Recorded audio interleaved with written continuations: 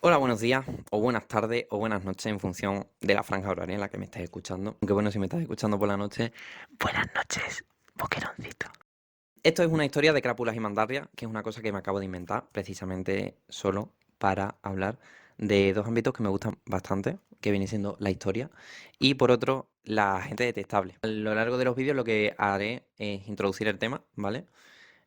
Hablando tranquilamente sobre algún aspecto de la vida. Y luego tratar sobre algún personaje histórico, algún evento histórico, algún periodo histórico, solo para justificar de manera divulgativa que que los 3-4 minutos anteriores me he estado metiendo con la gente.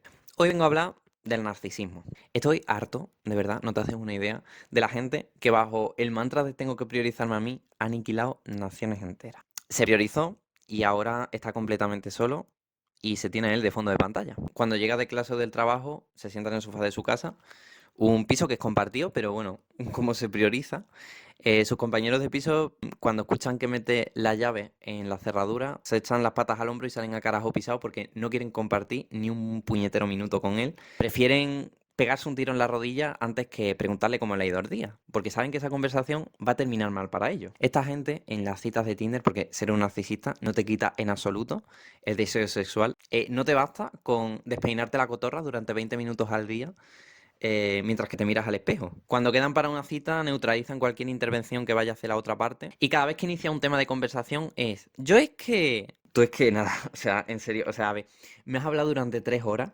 de tu familia. Me has contado que a la boda de tu hermano fueron los chunguitos. Me has narrado la muerte de tu hámster cuando tenías 14 años. Y ni siquiera me has dado una oportunidad de desmayarme. ¿No has contemplado que a lo mejor tu hámster se suicidó porque es que no te aguantaba? Es que puedo llegar a empatizar con esa criatura de menos de un kilo. Y ya puestos a elegir a alguien que me capture, prefiero ser rehén de Lizzie antes que ser rehén tuyo. Es que la vida me ha tratado muy mal. Tienes muchísima suerte de que esta vaya a ser la última vez que me veas. Porque te prometo que yo te lo haría pasar peor. Estos narcisistas muchas veces van a terapia, que esto no quiere significar nada, ¿vale? Porque sabes también quién va a terapia y sin embargo es la peor persona de España. Efectivamente, Pelayo Díaz. Mi psicólogo me ha dicho que tengo que priorizarme a mí. ¿Tu psicólogo es Hannibal Lecter o Voldemort? Hizo la carrera con las juventudes hitlerianas y se fue de Erasmus a Auschwitz. Últimamente también se estila mucho lo de decir que se es paz. ¿Qué hacemos con la gente que dice que es paz? PAS, para quien no lo sepa, son las siglas de persona altamente sensible, ¿vale? Aunque realmente le falta una sigla que es para ser PASA, pasa. Persona altamente sedienta de atención, porque suelen ser personas que prefieren que les amputen las piernas con una cuchara antes que dejar de ser el centro de atención. Son como el meme de si no le prestan atención morirá. Paz, no sé si eres boqueroncito, pero pesado sí que eres un rato, vamos. Una vez conocí a una persona que declaró que era Paz sin ningún tipo de miedo a que los que estábamos presentes le propinásemos una paliza. Y luego, acto seguido, se desplomó sobre la mesa y se murió. Porque le dio un ataque de asco. Personalmente disfrutaba cada vez que estábamos hablando todo el grupo. Ella decía alguna soplapollé. Era consciente de que estaba diciendo una soplapollé y que solo estaba haciendo el ridículo. Nadie le echaba cuenta. Y la luz en sus ojos cada vez se iba apagando poquito a poco. ¿Es necesario querer que te rindan pleitesía de esta manera? ¿Por qué te crees que por tener sensibilidad sensorial, profundidad de pensamiento o sobreestimulación, como dicen que tienen los PAS, te van a querer más? Si parecen las características de Spider-Man y no por ser Spider-Man te van a querer más. O sea, sobre todo porque la gente encuentra más atractiva a Aragog de Harry Potter. No todo es negativo alrededor de estas personas. Si compartes un núcleo donde hay más personas afectadas por el ego de un narcisista, siempre podéis quedar para tomar un café y hacer un congreso de víboras donde pongáis de vuelta y media a ese narcisista que minimiza vuestros logros y encumbra lo suyo, aunque realmente su único logro sea no haber muerto ahogándose mientras que se comía una lasca de jamón. Uno que minimiza los logros de los demás seguramente diría que era Paz y muy probablemente sería amigo de Pelayo Díaz, fue Octaviano Augusto. Así que un fuerte aplauso a nuestro invitado de hoy. ¿Te imaginas que invitó a ese imbécil? Bueno, principalmente porque está muerto, pero bueno, vamos con Octaviano Augusto.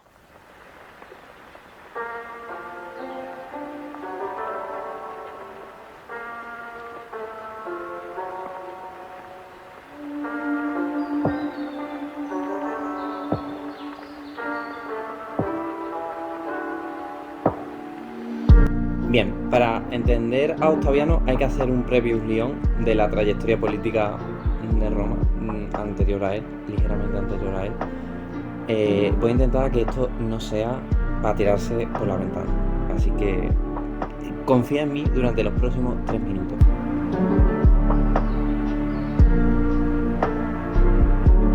En el año 58 a.C. hay un ambiente de crispación generalizado en Roma.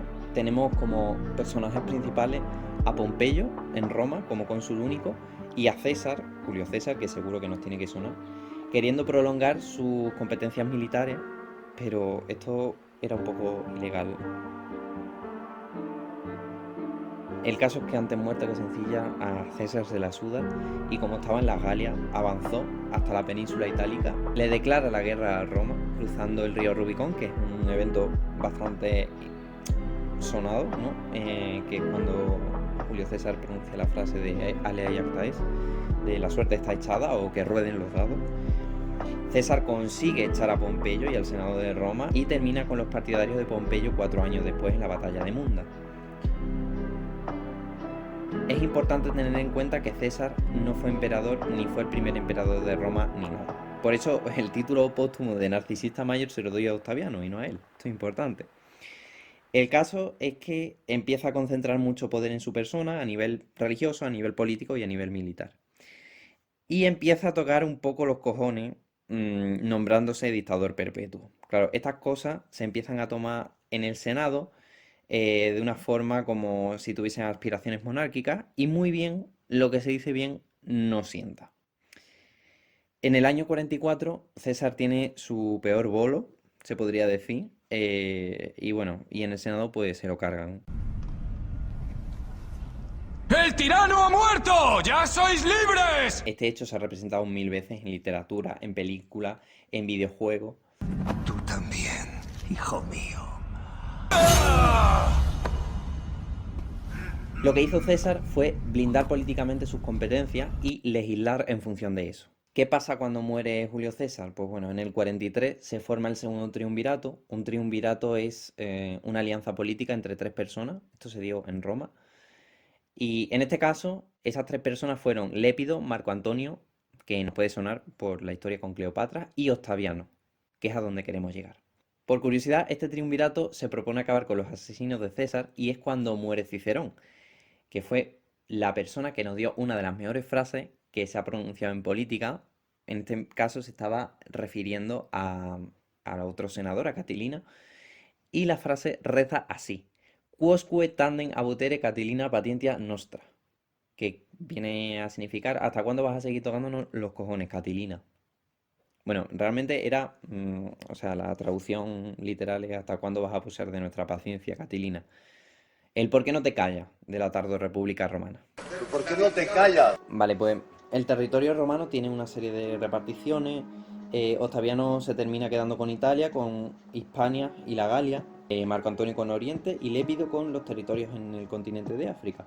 Marco Antonio y Octaviano sellan una alianza y Marco Antonio se casa con Octaviana, que es la hermana de Octaviano. Es un nombre muy original, si me preguntan.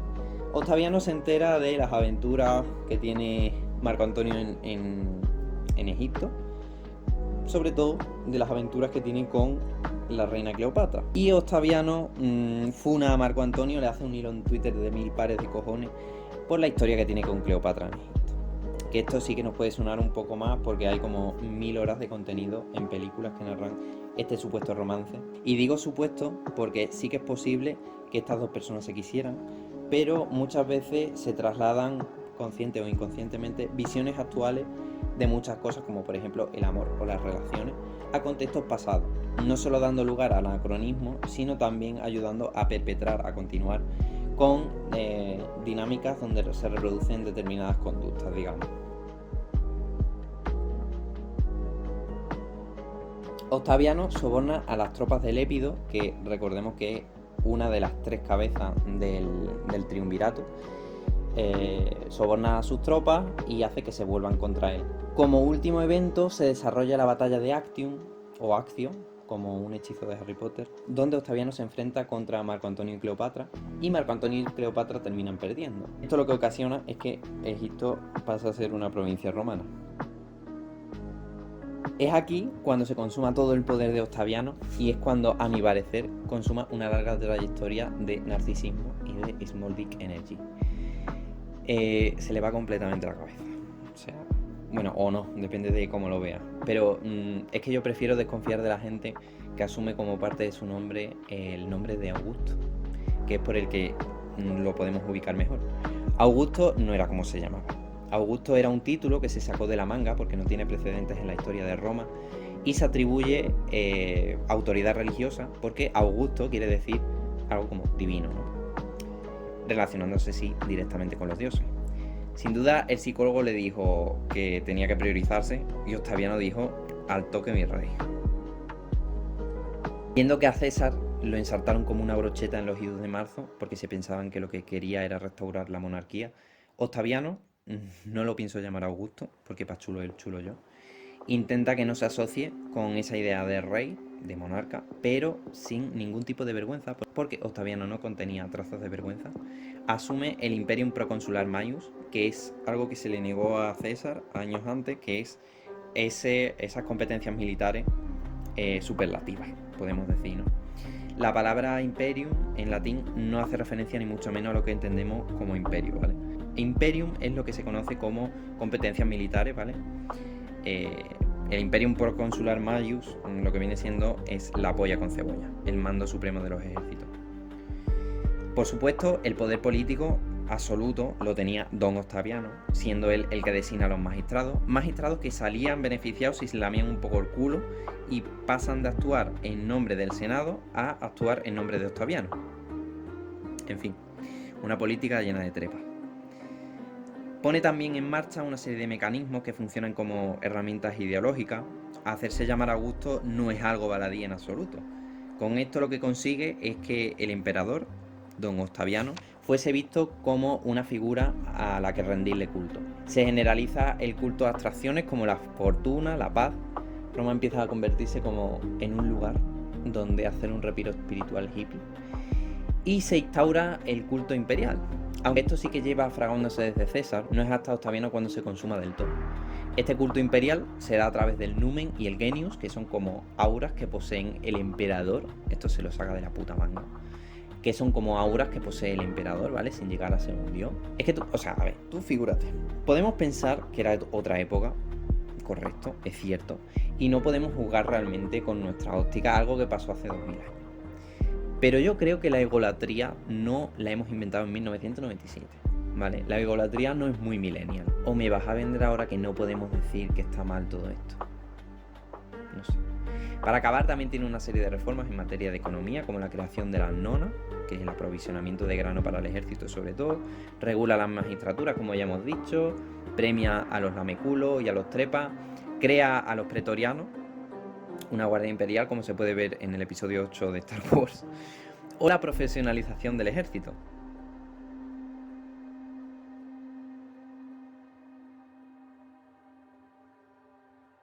Conclusión. ¿Era necesario llamar la atención de esta manera, Octaviano? ¿No hubiese sido más fácil no cargar sobre tu espalda el ser uno de los crápulas más grandes de la historia? ¿Qué te puedes llevar de haber escuchado todo esto? Lo fundamental es que no seas un flipado, que seguramente en tu poder no está el Imperium, pero seguro que tienes herramientas con las que torturar emocionalmente a tus padres, a tus amigos o a tu pareja. Y a lo mejor no vas a hacer que te rindan culto, o sí, aquí ya que cada uno haga su propio trabajo, pero sí que no paras de hablar de lo mal que te ha tratado la vida cuando una persona te está contando que lo está pasando mal. Intenta tener un poco de empatía y trata de no tocar mucho los huevos a la gente, por favor. Muchas gracias por llegar hasta aquí y un besazo.